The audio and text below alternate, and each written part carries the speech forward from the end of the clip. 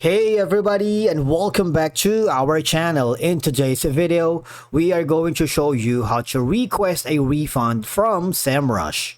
Let's begin. Now, the first thing that you need to do is to log in using your credentials. If you need to request a refund from Semrush, here's what you should do. Number one is you might want to check the Semrush's refund policy, because as you can see that Semrush offers a 7-day money-back guarantee for new users who sign up for a paid subscription. Now, let me tell you that if you are within this time frame, you can typically request a refund. However, please take note that Semrush refund policy may vary depending on your region and the type of subscription you have. So it's best to review their policy right here, or contact the support for specifics. Now, you have two options. You can simply email this, all right, and request from the cancellation and get a refund policy, or click this form, all right. That is if you have like an active subscription, all right. And then the next thing that you need to do from here is to contact the Semrush support. Just click this button.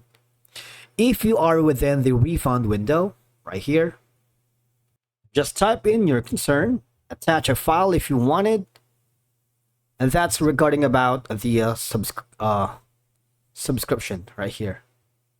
Okay, and one of the customer support staff will give you insights